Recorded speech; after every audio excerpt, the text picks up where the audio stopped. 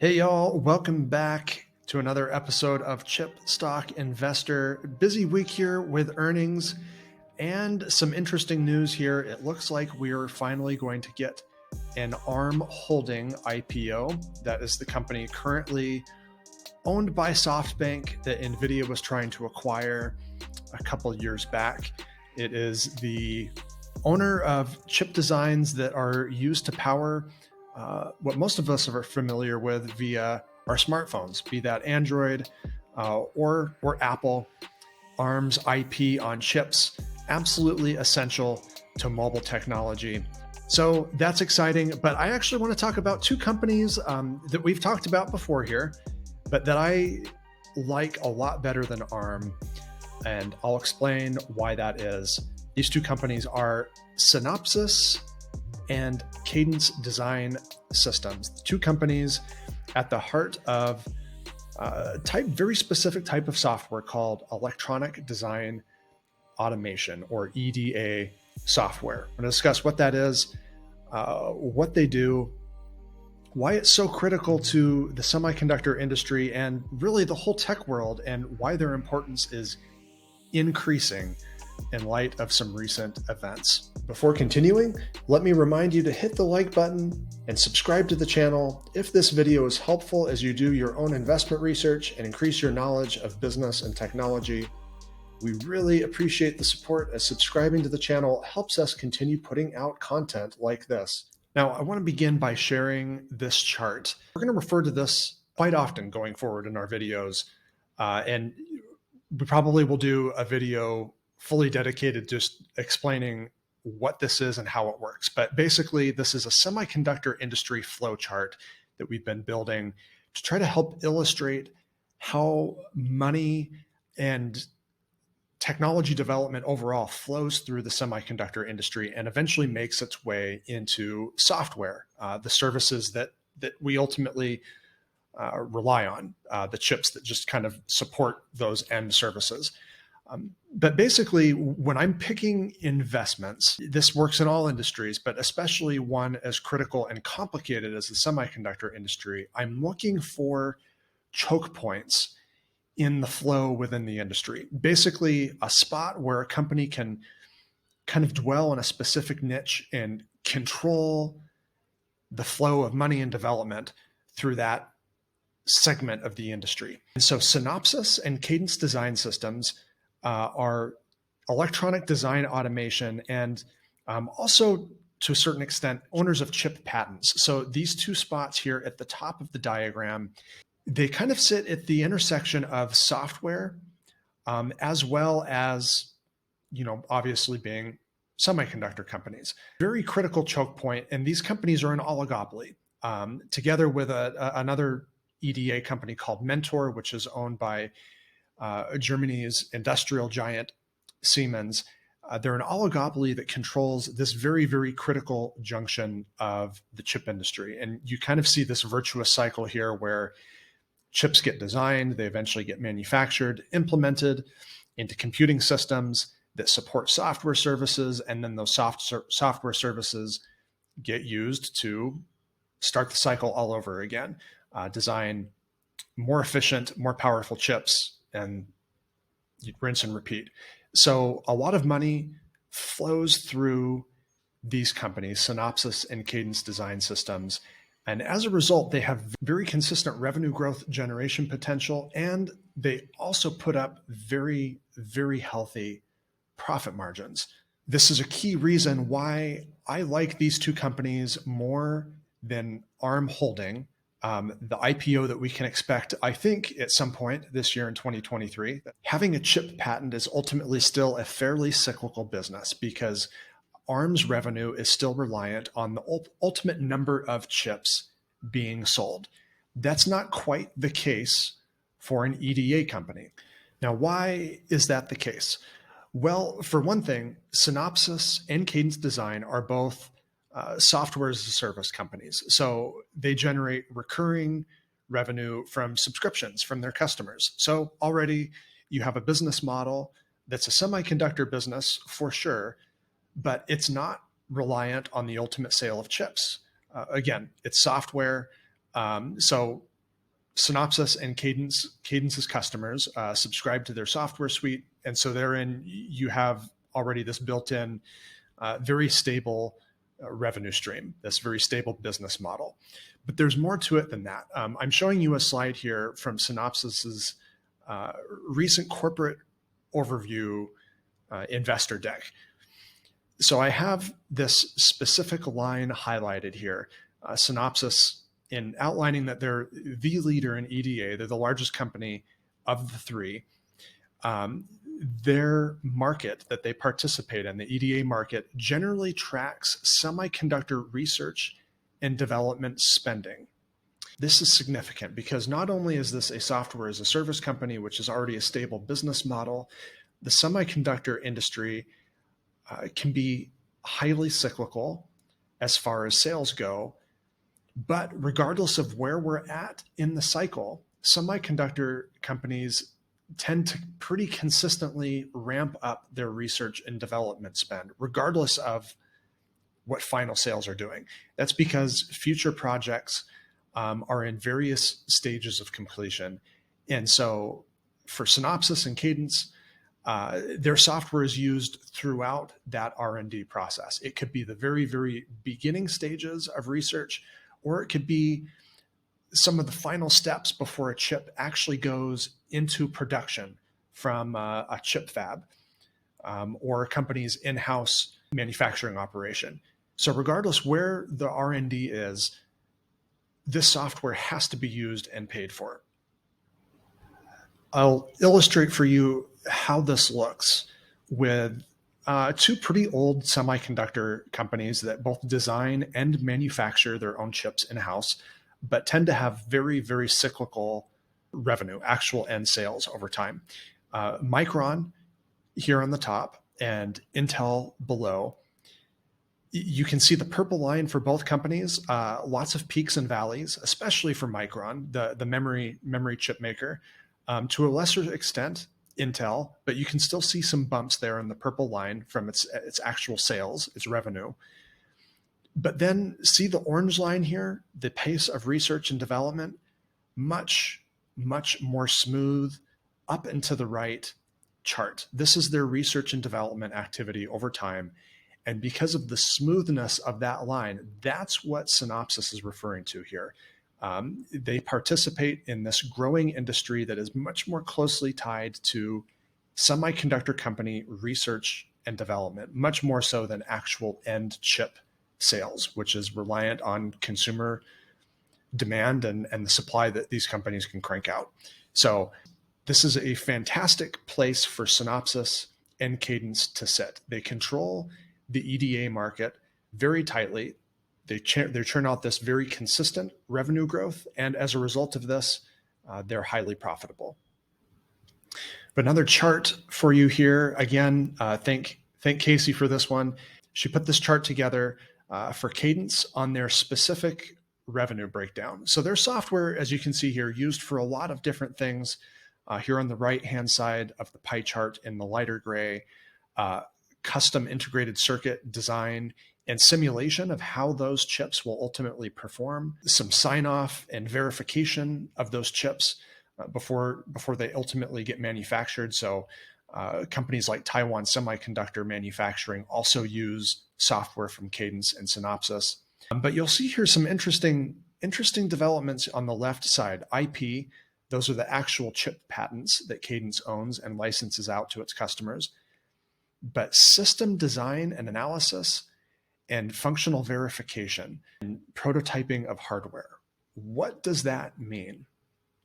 Well, Cadence and Synopsis both, interestingly enough, reported that about 45% of their revenue now comes from companies that are not traditionally semiconductor businesses. They're not designers of the chips. They're not chip manufacturers, but rather they're system designers. So that might be a cloud company like Microsoft or maybe Google, companies that operate maybe, let's say, their own data centers, and they're trying to figure out new hardware designs that can power some of this new AI, like Microsoft's big investment into ChatGPT parent OpenAI Microsoft has responded with its own AI systems.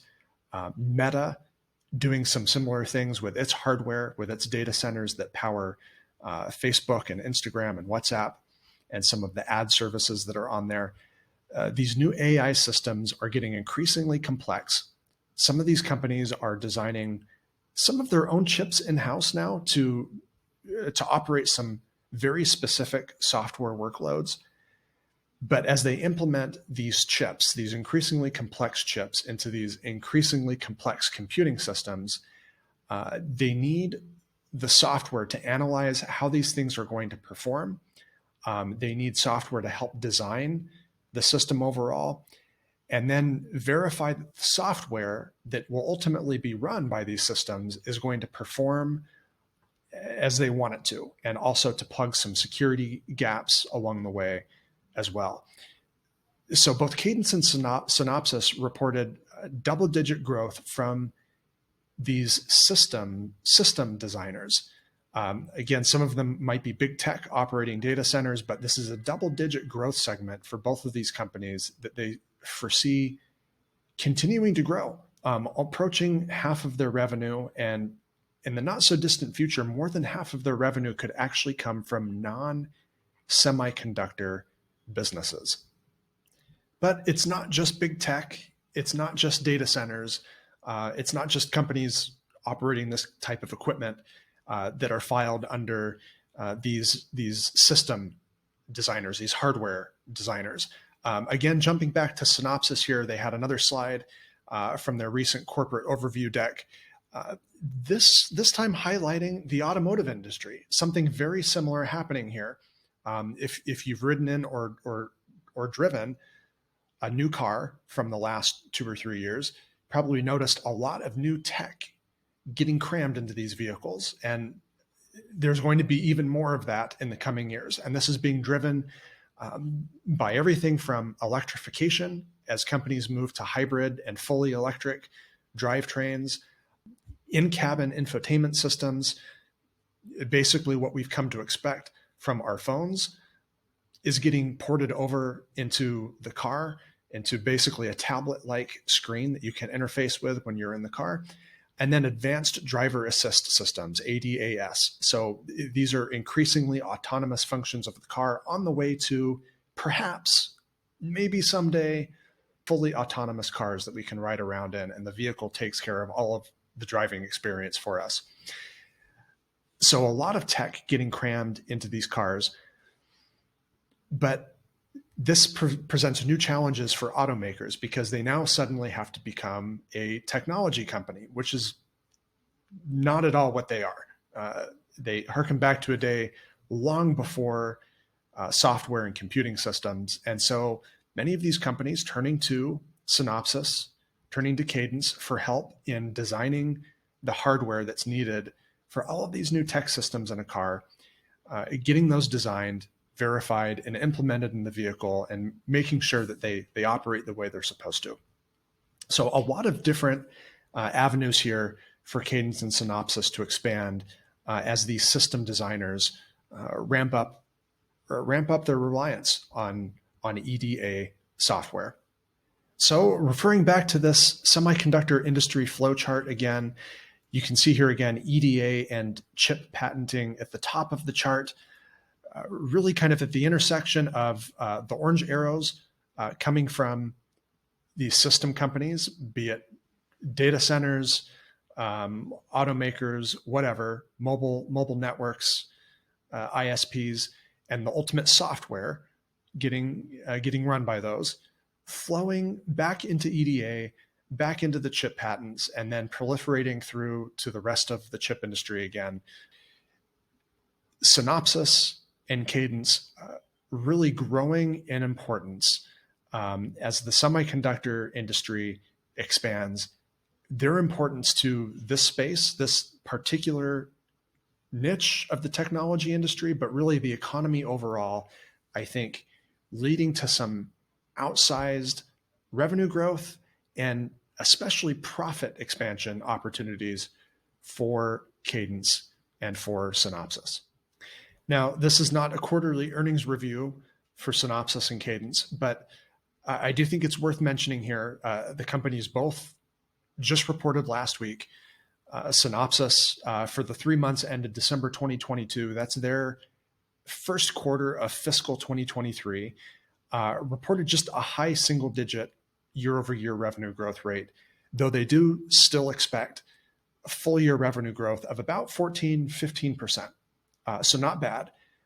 Cadence Design, very similar, anticipating about 13 to 14% revenue growth in calendar year 2023. That's not blistering growth by any means. However, again, remember that pace of research and development spend. We are in the midst of a pretty nasty cyclical downturn, especially for PCs, laptops, and smartphones.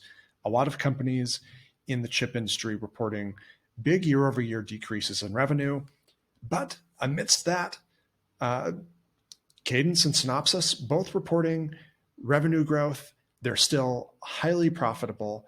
And so, again, you get that nice, stable expansion and profitable expansion from both of these companies. I also slightly prefer Synopsis over Cadence right now because in addition to growing just slightly faster, they're actually working on getting more efficient at increasing their profit margins. So revenue growth and profit margin expansion, I think, leads to longer term upside for the stock, more upside than I think Cadence can offer right now. Cadence already reporting adjusted operating margins of about 40%. Synopsis still kind of in the low to mid 30% range, but working towards reaching an adjusted margin of 40%, an adjusted operating profit margin, I should say, of 40% or higher, just like Cadence. But both companies, fantastic, using that profitability to repurchase stock, which is a cash return to shareholders. Neither stock is very cheap. Quite to the contrary, actually, you might consider these companies to be very expensive on a price to free cash flow basis. Synopsis trading for 35 times trailing 12-month free cash flow. Cadence, as of this recording, about 48 times trailing 12-month free cash flow. Free cash flow generation in the last year, I think, lowered a bit because of some supply chain issues and some money that they've shelled out on some acquisitions and that they've paid to kind of support some of their customers through some difficult times. I think that free cash flow will rebound dramatically for both companies in the next year or two. So valuation, perhaps a little concerning, a bit on the high side, even for some high quality companies like this. So that is definitely worth bearing in mind. Nevertheless, I don't think these are going to be cheap stocks anytime soon. Again, given the niche that they harbor within the semiconductor industry and their growing importance from multiple secular growth trends, be it AI or automotive tech or just the general overall expansion of the semiconductor industry. These things might dip in value once in a while, but I certainly do not expect them to become outright cheap stocks anytime soon. I think these are going to be consistent growth businesses over the course of at least the next decade. Given the high valuation, the way I'm handling these companies is I've started a dollar cost averaging plan on both of them. Basically, I just buy a couple of shares every month of both companies, and over time, both stocks will become a bit larger position in my portfolio as a result of those systematic purchases. I think that'll help smooth out some of the bumps over time. If we do see a significant pullback at some point, I might take a little bit extra cash and make a larger purchase. But overall, I don't expect anything too dramatic given the consistency Synopsis and Cadence are both generating right now. I hope this has helped increase your understanding of EDA software, what Synopsis and Cadence Design Systems do, and why I think they're so important. Whether you buy or not, I think these companies are absolutely critical parts of the semiconductor industry and part of the tech world overall. I think it's important to understand how they work, how they operate, and how they dictate the flow and the direction of technology. Stay tuned for more updates. It's still earnings season. Coming up this Wednesday, February 22nd, going to be doing a live stream with Jose Najarro over on his podcast channel, Semiconductor Investing and More. The link to that YouTube channel here in the video and in the comments below. Make sure you check that out if you want to tune in with us to NVIDIA's earnings conference call next week. Thanks again, everyone, for tuning in. Until next time.